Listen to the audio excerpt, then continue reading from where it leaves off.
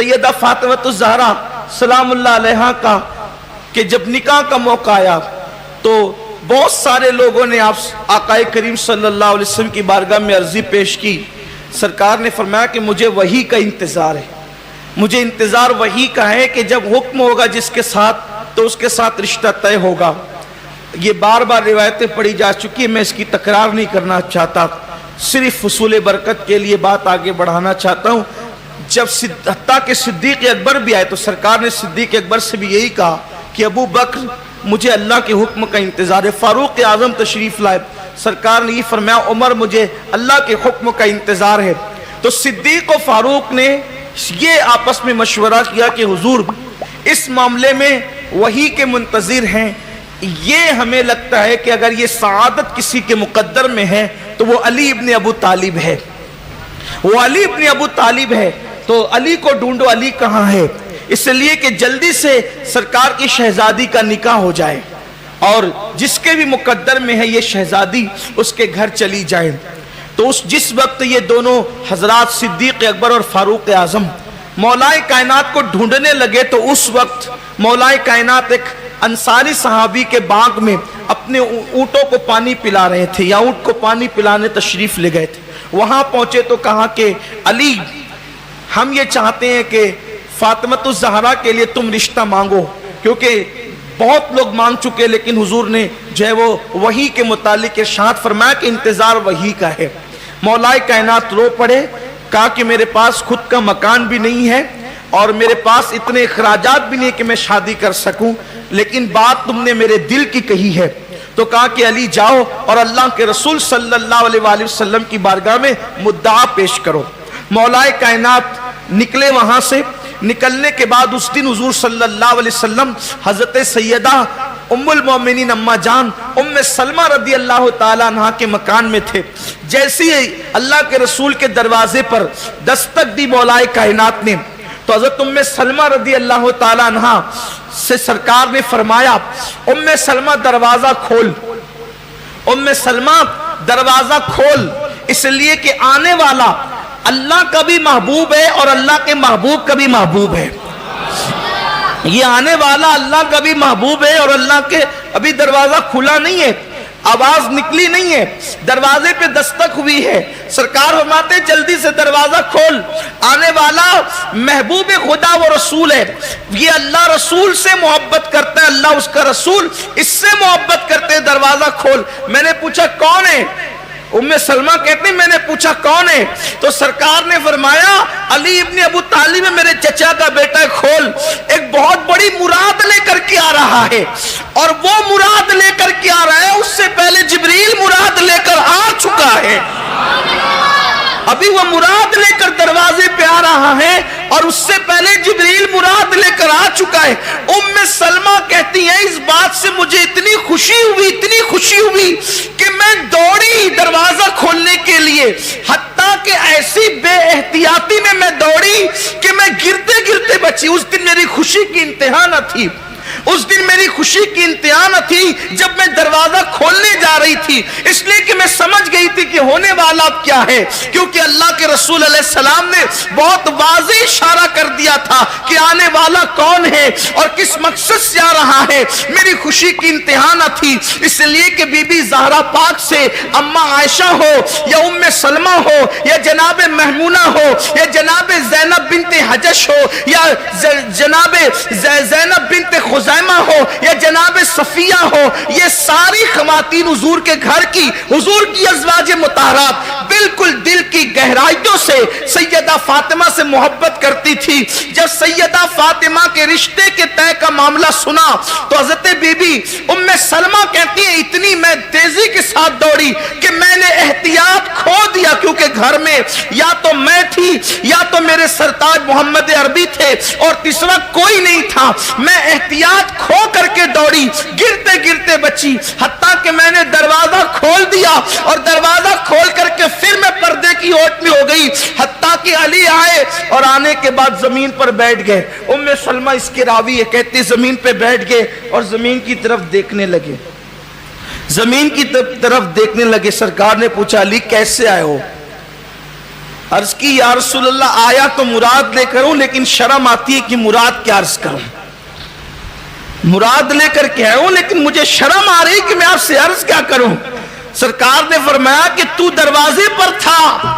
جبریل میرے پاس آ چکا تھا، وہ دروازے پہ تھا، جبریل میرے پاس۔ خدا کی عزت کی قسم کسی کی بیٹی شان کی نہیں ہے، اور یہ مرتبہ اللہ نے کسی کی بیٹی کو عطا نہیں کیا، بلکہ حضور علیہ السلام کی 3 بیٹیاں اور بھی ہے، وہ سب شان والی ہے، ان کی نالین ہمارے سروں پر ہے، ان کی عظمتیں اہل بیت ہونے کی حیثیت سے ہماری آنکھوں پر ہے، ہمارے سروں پر ہے، لیکن یہ مرتبہ ان کو بھی نصیب نہیں ہے جو مرتبہ سیدہ فاطمہ الزہرا کو ہے، کہ اللہ اکبر، بی بی زہرا پاک سیدہ فاطمہ سلام اللہ علیہا کے رشتے کے معاملے میں جب علی پاک دروازے پر ہیں اور ادھر جبریل آتے ہیں اور آ کر کے کہتے ہیں یا رسول اللہ آسمانوں پر اللہ نے علی و فاطمہ کا نکاح کر دیا ہے، آپ زمین کے اوپر ان کا نکاح کر دیں۔ آقا نے پوچھا کہ کیسے نکاح ہوا ذرا بتا، حضور سب جانتے ہیں، تو کہا خطبہ پڑھنے کے لیے حضرت آدم کو بلایا گیا تھا، 40,000 فرشتوں کو جمع کیا گیا تھا، اور ایجاب و قبول راحیل فرشتے نے کروایا ہے یا رسول اللہ صلی اللہ علیہ وآلہ وسلم۔ اس طرح سے بہت ساری باتیں ہوئی، اور عرض کی حضور وہ جو جنت کے میوے بٹے ہیں میں اس میں سے کچھ لایا ہوں۔ حدیث میں آتا ہے کہ کچھ چھوارے تھے اور لونگ کا تذکرہ بھی ملتا ہے، جنت کی لونگ بھی جبریل علیہ السلام ساتھ لائے تھے۔ سرکار نے فرمایا کہ علی جاؤ اور جا کر کے سب کو دعوت دے دو اور جمع کر دو، وہ آسمانوں پہ تو یہ معاملہ ہو چکا ہے، تاکہ زمین پہ یہ معاملہ ہو جائے۔ جیسے ہی باہر نکلے تو دونوں یار انتظار کرے تھے، سیدنا صدیق اکبر اور فاروق، یعنی کیا محبتیں تھی آپس میں، رشتے کے لیے حضرت مولا کائنات کو راضی کرنے والے تو یہ دونوں ہی تھے نا، سیدنا صدیق اکبر فاروق اعظم۔ اور پھر اس کے بعد یہ لوگ منتظر تھے، اور پھر جب دعوت دی گئی تو جلدی جلدی سب لوگ جمع ہو گئے، اور پھر اللہ کے رسول علیہ الصلوۃ والتسلیم تشریف لائے، اور سرکار نے فرمایا کہ علی خطبہ تم ہی پڑھو، تو مولا کائنات نے خود ہی خطبہ پڑھا، اپنی نکاح کا خطبہ۔ یہ شاید آپ کی بہت سارے لوگوں کی معلومات میں پہلی مرتبہ یہ بات ہوگی کہ مولا علی نے اپنے نکاح کا خطبہ خود پڑھا ہے۔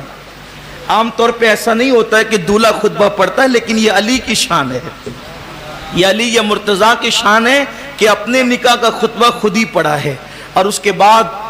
پھر نکاح ہوا۔ اب یہ اتنی بات میں بہت پہلے کئی بار بیان کر چکا ہوں، لیکن جو اصل بات کرنا تھا اس کے لیے وہاں تک پہنچانے کے لیے اتنا وقت آپ کا لیا ہوں۔ جب مہر مقرر کرنے کی بات آئی تو 400 مسکال چاندی، 400 مسکال چاندی مقرر کی گئی، جو آج کی یعنی ہمارے حساب سے تقریباً 1.5 کلو چاندی ہوتی ہے، 1 کلو 600 کچھ گرام، تو تقریباً 1.5 کلو سے زیادہ تو ہوگی نا، 1 کلو 600 کچھ گرام، حساب لگایا ہم نے تھوڑا سا اس کا، تو 1 کلو 600 تو 500 تو آدھا کلو ہو جاتا ہے،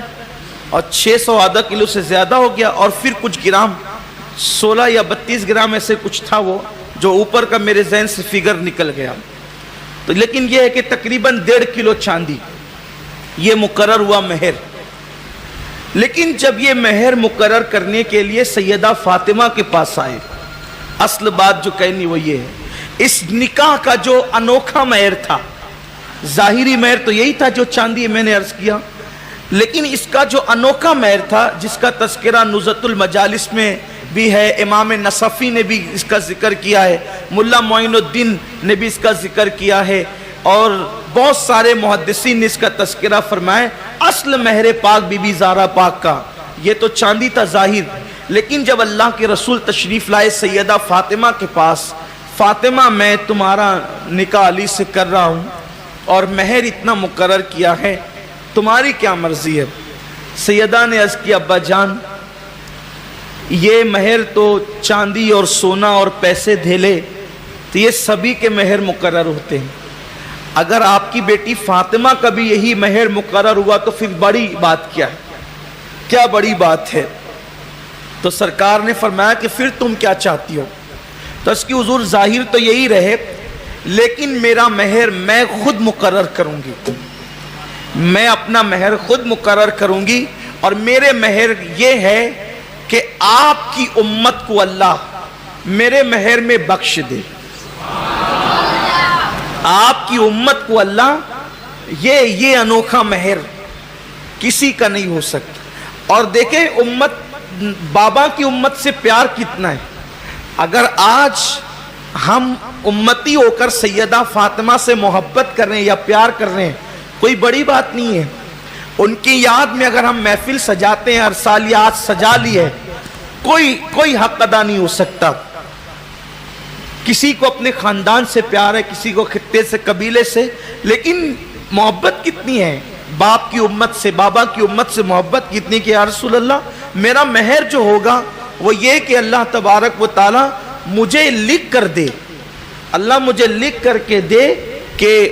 میرے مہر میں وہ آپ کے ایمان والے امتیوں کو بخش دے گا، اس کی اور شفاعت اللہ تعالیٰ قبول فرمائے گا۔ ادھر بی بی پاک یہ شرط لگا رہی تھی اور عرضی لگا رہی تھی، ادھر ریشم کے کپڑے پر نور کے قلم سے اللہ نے یہ تحریر لکھ کر جبریل کے ہاتھوں سے روانہ فرما دی، جبریل کے ہاتھوں سے روانہ فرما دی کہ محبوب فاطمہ کے مہر میں آپ کی امت کو بخشا جائے گا۔ جب وہ تحریر دیکھی سیدہ فاطمہ الزہرا سلام اللہ علیہا نے، تو وہ تحریر اپنے ہاتھ میں لی، وہ ریشم کا جنتی کپڑا، اور اس کو لپیٹ کر اپنے پاس خوشی خوشی رکھ لیا، اور پھر کہا کہ جب میں دنیا سے جاؤں، دنیا سے رخصت ہو جاؤں، جب میرا انتقال ہو جائے تو یہ رکا میرے کفن میں رکھ دینا، تاکہ قیامت کے دن میں اپنے بابا کی امت کے حوالے سے اپنے اللہ کی بارگاہ میں یہ رکا پیش کروں گی کہ اللہ تو نے تو وعدہ کیا تھا کہ فاطمہ کے مہر میں نے اپنے محبوب کی امت کو بخش دیا۔ ایک حدیث پاک اور بھی ہے اس پر کہ اللہ تعالیٰ نے حضرت جبریل سے پوچھا کہ جبریل جب نکاح ہوا تو کیا ہوا؟ تو جبریل امین نے عرض کیا کہ یا رسول اللہ جب نکاح ہوا تو اللہ نے شجر طوبہ کو ہلانے کا حکم دیا، شجر طوبہ کو ہلانے کا حکم دیا، اور فرشتوں نے اس کو ہلایا، تو قیامت تک جتنے اہل بیت کے عاشق تھے ان کی تعداد کے برابر پتے گرے، اور ہر پتے پر اہل بیت کے عاشق کا نام لکھا گیا، اور ہر پتا ایک فرشتے کے ہاتھ میں تھما دیا گیا، ہر پتا ایک فرشتے کے ہاتھ میں تھما دیا گیا۔ تو قیامت تک اہل بیت کے جتنے سچے عاشق ہوں گے ان کی تعداد کے برابر وہ پتے ہیں، اور ہر پتا ایک فرشتے کے ہاتھ میں ہے۔ جب اس شاکان اہل بیت قیامت کے دن میدان محشر میں پہنچیں گے تو ان کے پہنچنے سے پہلے وہ فرشتے وہاں موجود ہوں گے، اور ہر پتے پہ اہل بیت کے اس شاک کا نام لکھا ہوا ہے۔ جب اہل بیت کا عاشق میدان محشر میں پہنچے گا تو وہ مغفرت کی ضمانت، وہ جو شجر طوبہ کا پتا ہے، وہ فرشتہ تھما کر کہے گا او محبت اہل بیت میں زندگی گزارنے والے یہ لے اپنی مغفرت کی ضمانت حاصل کر لے۔ جس کے ہاتھ میں وہ پتا دیا جائے گا انشاءاللہ تبارک و تعالی اس کی نجات اور مغفرت ہو جائے گا۔